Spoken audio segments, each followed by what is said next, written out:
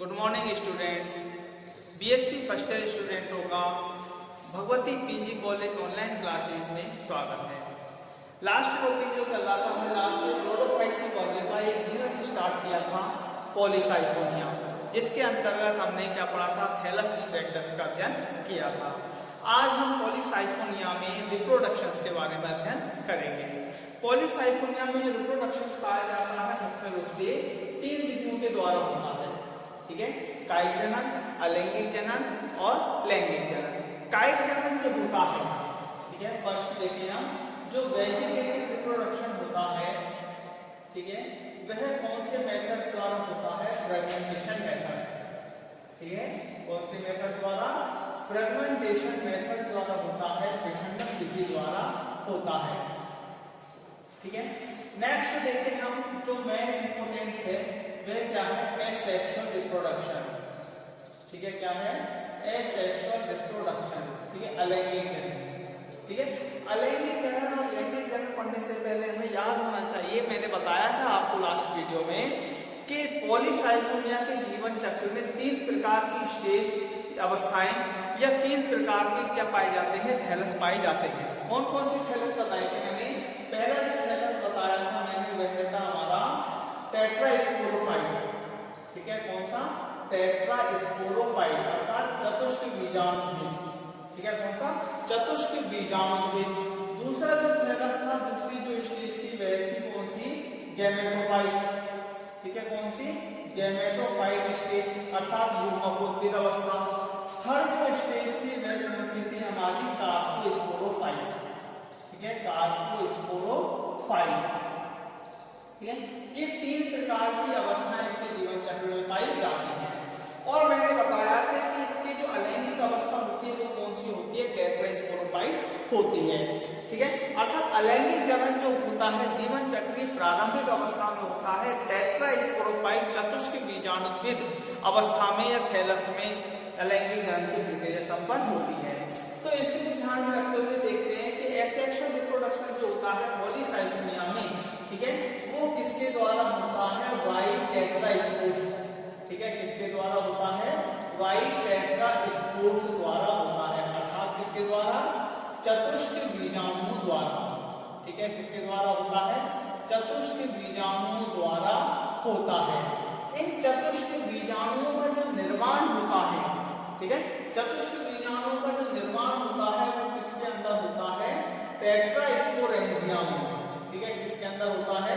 टेट्रास्पोरेंजियम में अर्थात चतुष्क बीजाणु धानियों में होता है, ठीक है। किसके अंदर होता है? चतुष्क बीजाणु धानियों में चतुष्क बीजाणुओं का निर्माण होता है। ये चतुष्क बीजाणु धानियां हैं जो कौन से थैलस पर निर्मित होती हैं? टेट्रास्पोरोफाइट पर, ठीक है। किस पर विकसित होती है? टेट्रास्पोरोफाइट पर होती हैं। तथा ये जो टेट्रास्पोरोफाइट थैलस है वो कैसा थैलस होता है? द्विगुणित थैलस होता है, ठीक है। तो टेट्रास्पोर्स का निर्माण चतुष्क बीजाणु धानियों में, तो चतुष्क बीजाणु धानी कौन से थैलस पर डेवलप होती है? टेट्रास्पोरोफाइट थैलस पर डेवलप होती है।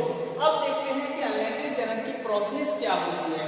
तो टेट्रास्पोरोफाइट्स की जो ब्रांचेज होती हैं, ठीक है, जो अलैंगिक जनन की ब्रांचेज होती है, शाखाएं होती हैं, ठीक है, उन शाखाओं की कोई भी एक कौन सी सेल? पेरीसेंट्रल सेल, ठीक है। कौन सी सेल? पेरीसेंट्रल सेल अर्थात परिकेंद्रीय कोशिका, ठीक है। कौन सी कोशिका? परिकेंद्रीय कोशिका जो है, ठीक है, वह क्या करती है? अलैंगिक जनन में प्रारंभ करती है। यह पेरीसेंट्रल सेल जो होती है टेट्रास्पोरोफाइट ब्रांच की, शाखाओं की कोई भी एक पेरीसेंट्रल जो कोशिका होती है वह किसके रूप में कार्य करती है? चतुष्क बीजाणु धानी प्रारंभिक के रूप में, ठीक है। किसके रूप में कार्य करती है? टेट्रास्पोरेंजियम, टेट्रास्पोरेंजियम इनिशियल के रूप में कार्य करती है, ठीक है। इसको क्या बोलते हैं हम? चतुष्क बीजाणु धानी प्रारंभिक, ठीक है। क्या बोलते हैं? चतुष्क बीजाणु धानी प्रारंभिक कहते हैं, ठीक है। कोई भी एक पेरीसेंट्रल सेल परिकेंद्रीय कोशिका चतुष्क बीजाणु धानी प्रारंभिक के रूप में कार्य करती है। इस चतुष्क बीजाणु धानी प्रारंभिक में क्या होता है? एक ट्रांसफर डिवीजन होता है, ठीक है। कौन सा डिवीजन होता है? एक ट्रांसफर डिवीजन होता है जिसके द्वारा दो डॉटर सेल्स का क्या होता है, निर्माण होता है। एक तो होता है अपर डॉटर सेल, ठीक है, कौन सी सेल, अपर डॉटर सेल अर्थात ऊपरी संतति कोशिका, ऊपरी संतति कोशिका, तथा दूसरी एक बनती है कौन सी, लोअर डॉटर सेल, ठीक है, कौन सी, लोअर डॉटर सेल, निचली संतति कोशिका। ऊपरी संतति कोशिका जो है वो किसके रूप में कार्य करती है, कवर सेल के रूप में, ठीक है, किसके रूप में कार्य करती है, कवर सेल के रूप में कार्य करती है, जिसको क्या कहते हैं हम, आवरण कोशिका कहते हैं, ठीक है, क्या कहते हैं, आवरण कोशिका कहते हैं। आवरण कोशिका आगे जाकर किसका निर्माण करती है, 2 से 3 आवरण कोशिकाओं का निर्माण करती है, जो चतुष्क बीजाणुधानी होगी उसके आवरण का निर्माण करती है।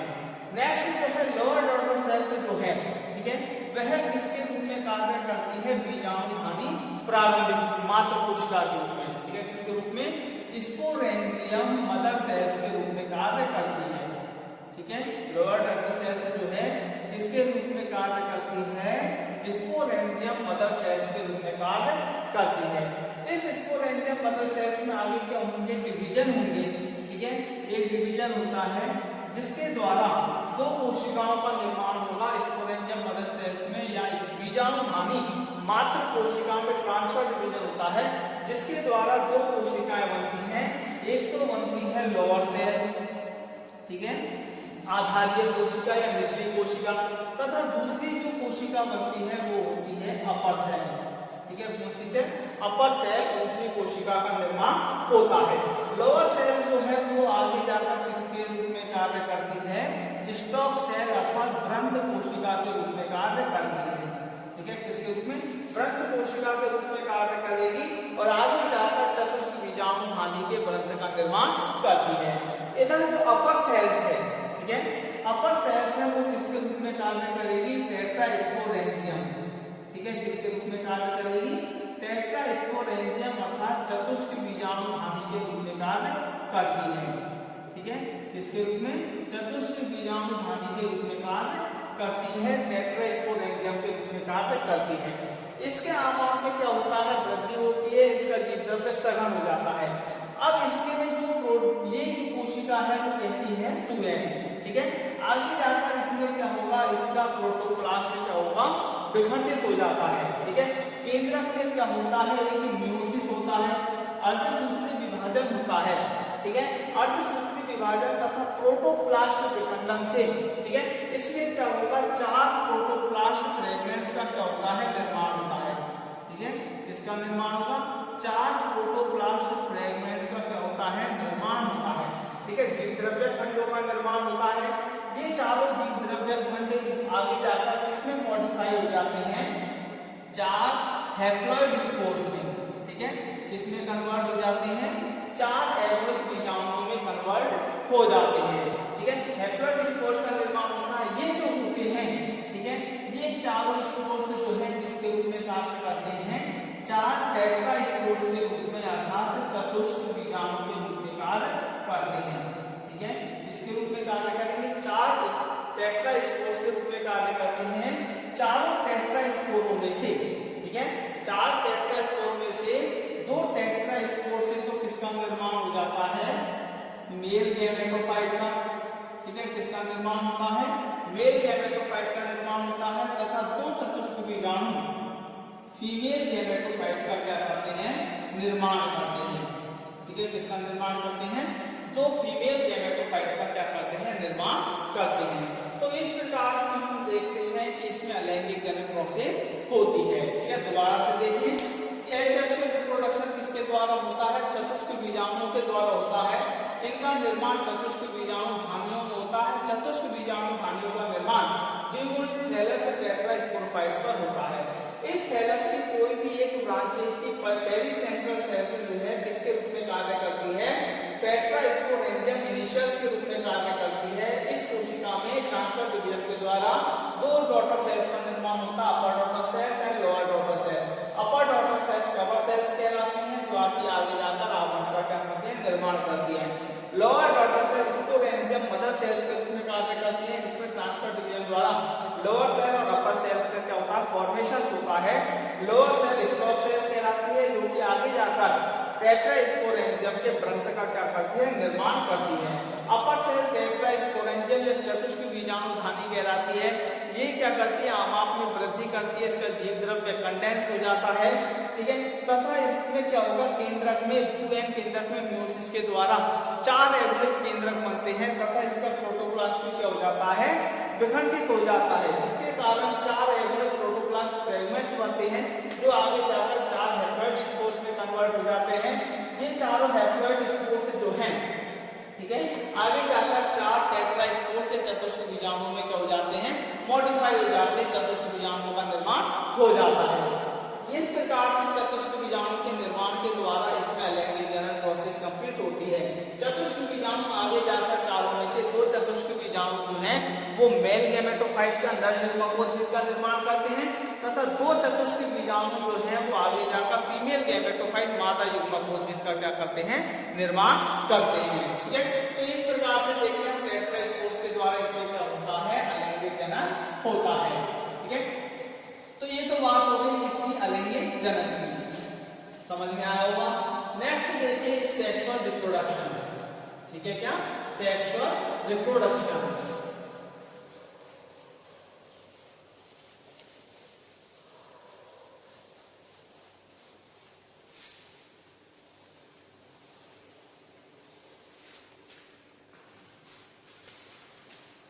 नेक्स्ट सेक्सुअल रिप्रोडक्शन, ठीक है। सेक्सुअल रिप्रोडक्शन की बात करें तो पॉलीसाइथोनिया में डेवलप्ड प्रकार का क्या पाया जाता है, oogamous टाइप का सेक्सुअल रिप्रोडक्शन पाया जाता है। कौन सी प्रकार का, oogamous टाइप का रिप्रोडक्शन पाया जाता है। इसमें जो मेल रिप्रोडक्टिव ऑर्गन्स जो होते हैं, ठीक है, नर जननांग जो होते हैं, ठीक है, उनको क्या कहते हैं, एंथ्रीडियम।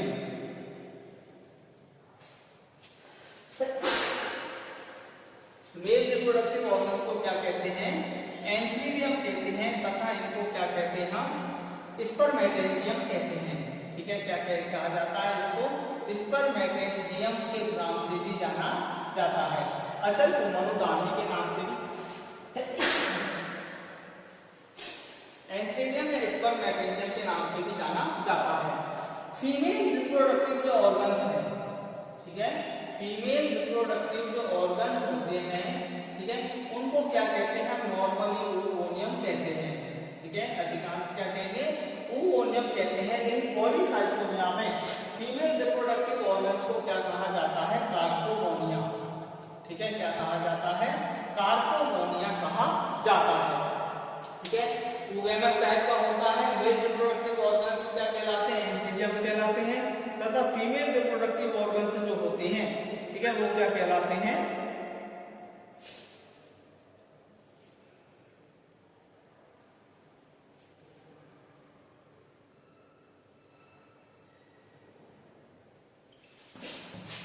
ooonium कार्पोगोनिया कहलाता है। इसकी सभी जातियां जो होती हैं, अधिकांशतः जातियां जो होती हैं वो कैसी होती है, एक लिंगाशय डायोसियस होती हैं, ठीक है।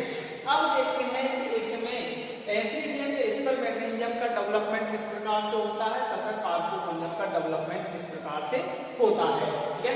तो फर्स्ट देखते हैं हम डेवलपमेंट ऑफ एंथ्रीडियम, ठीक है, डेवलपमेंट ऑफ एंथ्रीडियम, ठीक है, या इसको क्या कहते हैं हम, स्पर्मेटेंजियम, स्पर्मेटेंजियम, ठीक है, जिनको क्या कहते हैं हम, स्पर्मेटेंजियम का मतलब है अचल कुमणुधानी, क्या, अचल कुमणुधानी, ठीक है। अचल कुमणुधानियों का विकास किस प्रकार से होता है, तो देखते हैं कि जो डेवलपमेंट होता है, एंथ्रीडियम का डेवलपमेंट जो होता है कौन से थैलस पर होता है, गैमेटोफिटिक थैलस पर होता है, जो मेल गैमेटोफिटिक थैलस है, ठीक है, इस पर जो मेल गैमेटोफिटिक थैलस है, ठीक है, नर युग्मकोद्भिद जो थैलस होता है, ठीक है, इन थैलस की कौन सी ब्रांच पर, ट्राइकोब्लास्ट ब्रांच पर, ठीक है, कौन सी ब्रांच पर, ट्राइकोब्लास्ट जो ब्रांच होती है,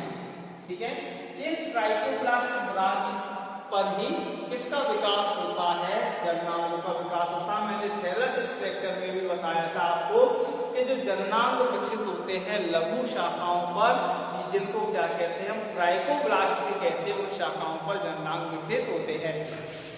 जो ट्राइकोब्लास्ट की ब्रांच होती है उन शाखाओं पर एंथीरियम का क्या होता है, विकास होता है।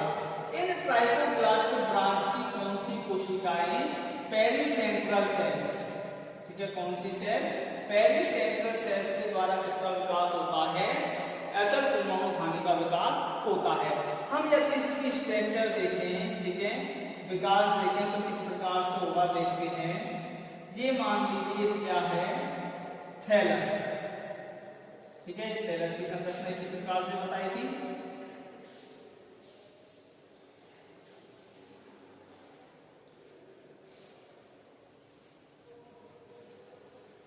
ठीक है, ये क्या है, थैलस।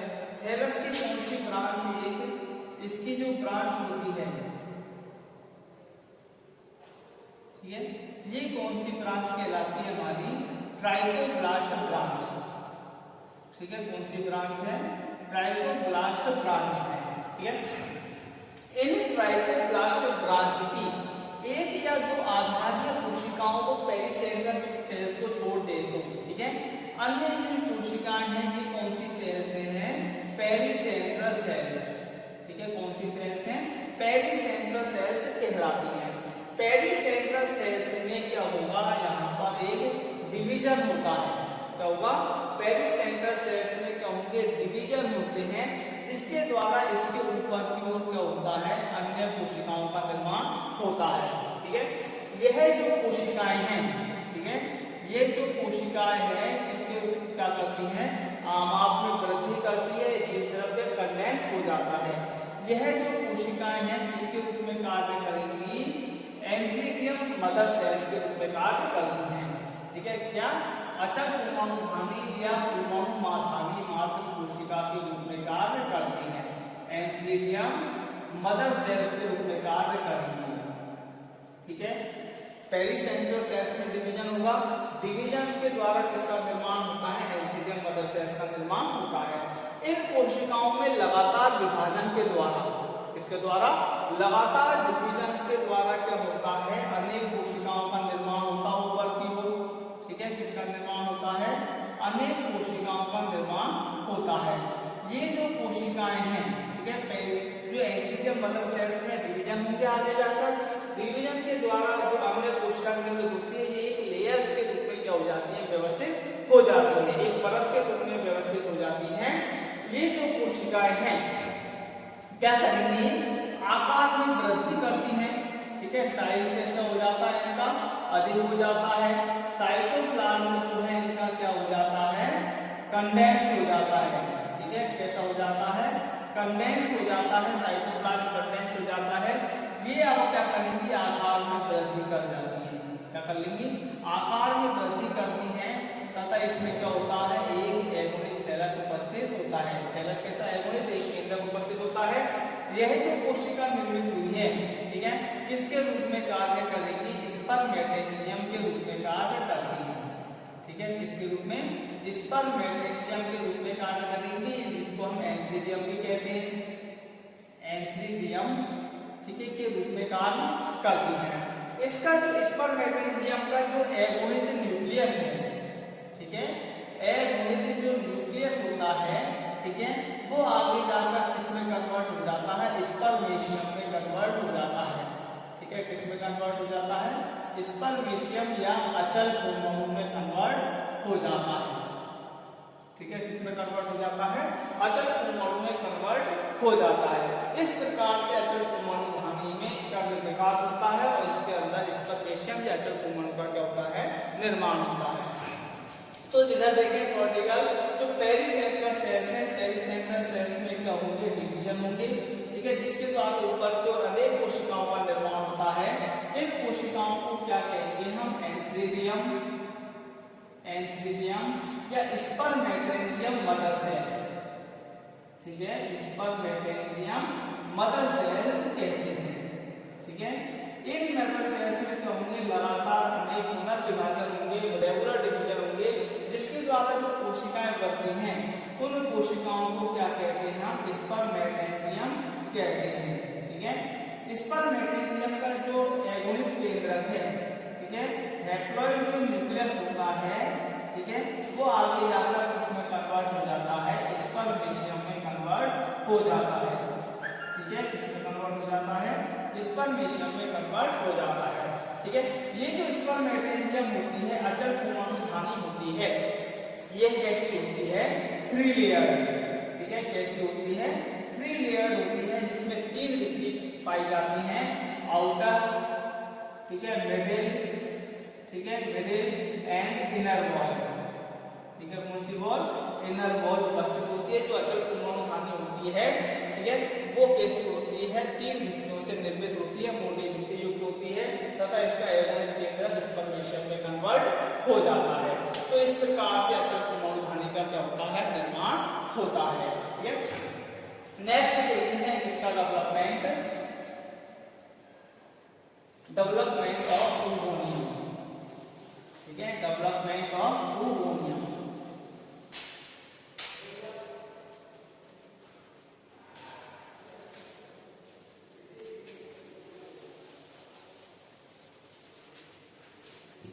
ठीक है, बी देखते हैं हम इसका निर्माण डेवलपमेंट ऑफ ऊगोनियम। ठीक है, जिसको क्या बोलते हैं हम, कार्पोगोनिया भी कहते हैं या कार्पोगोनियम भी कहते हैं। ठीक है, क्या कहते हैं, कार्पोगोनिया भी कहते हैं। अब देखो इसका निर्माण भी किस प्रकार से होता है। ठीक है, इसका जो निर्माण होता है वो भी कौन सा होता है, गैमेटोफिटिक सेल्स पर होता है और कौन सी शाखाओं पर होता है, ट्राइकोब्लास्ट ब्रांच पर इनका निर्माण होता है। ठीक है, कौन सी ब्रांच पर, ट्राइकोब्लास्ट ब्रांच पर इनका निर्माण होता है। तो ये क्या है, हमारी ट्राइकोब्लास्ट ब्रांच है। ठीक है, ट्राइकोब्लास्ट ब्रांच में जो ये पेरिसेंट्रल सेल्स होती हैं, ठीक है, क्या है, मान लीजिए यहाँ पर ये पेरिसेंट्रल सेल्स है। ठीक है, ये क्या है, पेरिसेंट्रल सेल्स जो होती हैं, ठीक है, इसमें क्या होगा, ट्रांसफर डिवीजन होगा।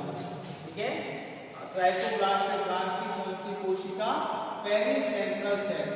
ठीक है, पेरिसेंट्रल सेल्स में क्या होगा, एक ट्रांसफर डिवीजन होगा जिसके द्वारा जो ऊपर कोशिका बनती है, ठीक है, उस कोशिका को क्या कहते हैं हम, सपोर्टिंग सेल्स। ठीक है, कौन सी सेल्स, सॉरी सपोर्टिंग सेल्स नहीं, ऑक्सिलरी सेल्स, सपोर्टिंग सेल्स कहेंगे। क्या कहेंगे, सपोर्टिंग सेल्स का क्या होता है, निर्माण होता है। इस सेल्स को कहते हैं हम आलंबक कोशिका। ठीक है, कौन सी कोशिका कहते हैं, आलंबक कोशिका। इसके ऊपर किसका निर्माण हो गया, एक कोशिका का निर्माण हो जाता है ट्रांसफर डिवीजन के द्वारा पेरिसेंट्रल सेल से। इस कोशिका को क्या कहते हैं हम, सपोर्टिंग सेल्स कहते हैं।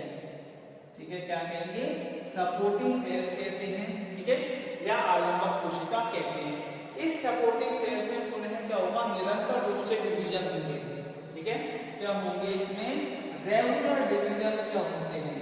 ठीक है, क्या होंगे, रेगुलर डिवीजन होते हैं, जिसके कारण इसके ऊपर की ओर कोशिकाओं की एक श्रृंखला निर्मित हो जाती है। ठीक है, इस प्रकार से कोशिकाओं की क्या हो जाती है, एक श्रृंखला निर्मित हो जाती है।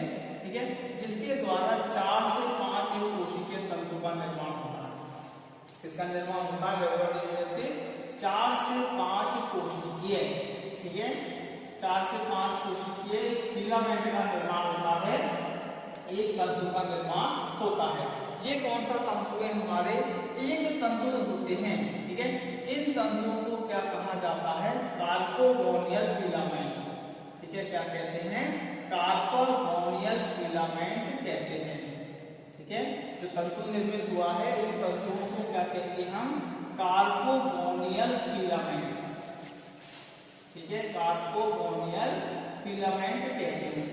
इस कार्पोगोनियल फिलामेंट की जो सबसे ऊपरी कोशिका होती है, ठीक है, कार्पोगोनियल फिलामेंट की जो शीर्ष कोशिका होती है, एपिकल सेल्स जो होती है। ठीक है, फिलामेंट्स की कौन सी सेल्स, एपिकल सेल। ठीक है, यह एपिकल सेल्स किसके रूप में कार्य करती है, कार्पोगोनियम के रूप में कार्य करती है। ठीक है, किसके रूप में कार्य करेगी, कार्पोगोनियम के रूप में कार्य करती है। ये जो शीर्ष कोशिका है कार्पोगोनियम के रूप में विकसित होती है, जिसका निर्माण जो कार्पोगोनियम देते हैं हम, तो कार्पोगोनियम जो है एक कैसी स्ट्रक्चर होती है, फ्लास्क लाइक स्ट्रक्चर, ठीक है, कैसी स्ट्रक्चर होती है कार्पोगोनियम, एक फ्लास्क टाइप स्ट्रक्चर होती है, जिसका आधारीय फूला हुआ भाग जिसमें क्या होता है, केंद्रक उपस्थित होता है अगुणित। यह आधारीय भाग जो होता है वह तो कहलाता है कार्पोगाइन, ठीक है, क्या कहलाता है, कार्पोगाइन कहलाता है, तथा ऊपरी जो लंबा ग्रीवानुमा भाग होता है, ठीक है, ऊपरी लंबा ग्रीवानुमा जो भाग होता है वह क्या कहलाता है, ट्राइकोगाइन, ठीक है, क्या कहलाता है, ट्राइकोगाइन कहलाता है, तथा कार्पोगाइन का जो न्यूक्लियस है, ठीक है, वो आगे जाकर किसमें कन्वर्ट हो जाता है, एग में कन्वर्ट हो जाता है। यह पूरी संरचना जो है वो क्या कहलाती है, कार्पोगोनियम, ठीक है, या कार्पोगोनियम कहलाती है, ठीक है, क्या कहलाती है, कार्पोगोनियम कहलाती है। इस प्रकार से कार्पोगोनियम का क्या होता है, डेवलपमेंट होता है, ठीक है। कार्पोगोनियम जो है, ठीक है, इसके कितने भाग होते हैं, 2 भाग होते हैं, ठीक है। अपर जो भाग होता है, ठीक है, वह तो क्या कहलाता है, ट्राइकोगाइन, ठीक है, क्या कहलाता है, ट्राइकोगाइन कहलाता है, कि लंबा ग्रीवानुमा भाग होता है, कार्पोगोनियम फ्लास्कोमा संरचना है। जो लोअर बेसल फूला हुआ पार्ट होता है, आधारीय भाग होता है, वह क्या कहलाता है, कार्पोगाइन कहलाता है। कार्पोगाइन में जो उपस्थित न्यूक्लियस है, ठीक है, वो किसमें मॉडिफाई हो जाता है, एग में मॉडिफाई हो जाता है, ठीक है। इसी प्रकार से कार्पोगोनियम में जो सपोर्टिंग सेल्स होती हैं, ठीक है, ये क्या है, नीचे सपोर्टिंग सेल्स है, सपोर्टिंग सेल्स में आधारीय भाग द्वारा जो कार्पोगोनियल फिलामेंट है, इसके आधारीय भाग में क्या होगा, डिवीजन होता है, डिवीजन के द्वारा इसमें सपोर्टिंग सेल्स में डिवीजन के द्वारा, ये कौन सी सेल्स है, अब सपोर्टिंग सेल्स, ठीक है, कौन सी सेल, सपोर्टिंग सेल्स में डिवीजन के द्वारा आगे 2 स्टेराइल इनिशियल सेल्स का क्या होता है, निर्माण होता है, ठीक है। कितनी sterile cells, 2 sterile initial cells का क्या होता है, निर्माण होता है, ठीक है, जिसमें से एक तो क्या कहलाएगी, जो आधार पर होती है basal sterile initial, basal sterile initial, तथा दूसरी जो होती है वो क्या कहलाती है, लेटरल स्टेराइल इनिशियल, ठीक है, क्या कहलाएगी, लेटरल स्टेराइल इनिशियल्स कहलाती है। एक तो कोशिका नीचे बनेगी इस प्रकार से, ये तो कहलाएगी बेसल स्टेराइल इनिशियल, और एक साइड में निर्मित होती है, जिसको क्या कहते हैं हम, लेटरल स्टेराइल इनिशियल सेल्स कहते हैं। इस प्रकार से किसका विकास होता है, कार्पोगोनिया का विकास होता है।